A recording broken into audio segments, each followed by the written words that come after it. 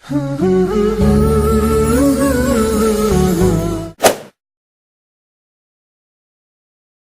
تنسوا الإعجاب بالفيديو والاشتراك في القناة تشجيعا لنا لنستمر بنشر المزيد إن شاء الله.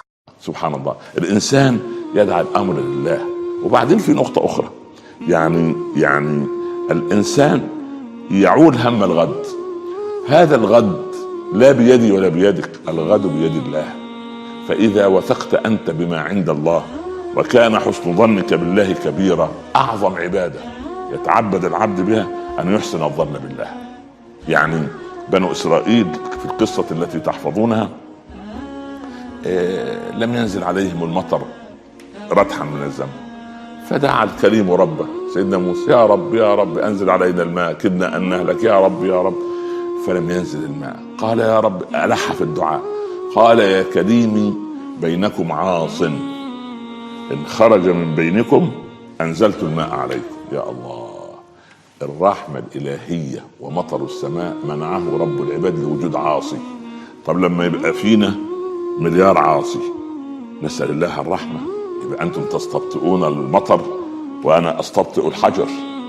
فقال الكريم: يا بني إسرائيل، إن ربكم يقول بيننا عاصي، إن خرج من بينكم أنزلت الماء عليكم. ليخرج العاصي من بيننا.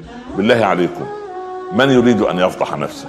ده كل واحد فينا عامل روحه العزير عليه السلام، كل واحد فينا عامل روحه أبو بكر الصديق، كل واحد عامل انه المسيح عليه السلام.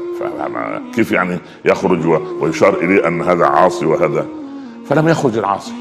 بعد مده قال يا رب، سيدنا موسى: يا رب كدنا ان نهلك، انزل علينا الماء. واذا بابواب السماء تنفتح بماء منهمر. تعجب الكريم: يا ربي، ما خرج العاصي من بيننا وانزلت الماء علينا، هذا كرم وتفضل منك يا رب. قال: يا كريمي، لقد تاب فيما بيني وبينه. قال: يا رب دلني عليه كي أتعلم منه كيف تاب. يعني سيدنا موسى يريد أن يعرفه كي يصير تلميذا عنده، كيف هذه التوبة المقبولة أن فتحت من أجلها أبواب السماوات بماء منهمر.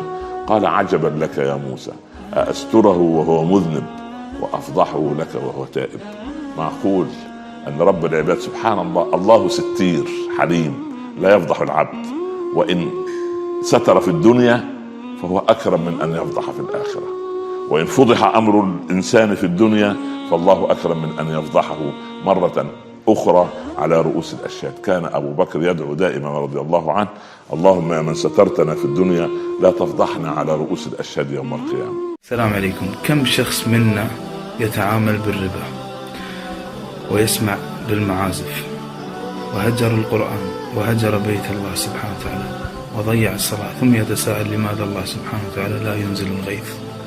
نعم، المشكلة ذنوبي أنا وأنت، والعلاج أن نتوب أنا وأنت من هذه الذنوب ونندم ونرجع لله ونستغفر. وقلت استغفروا ربكم إنه كان غفارا يرسل السماء عليكم مدرارا.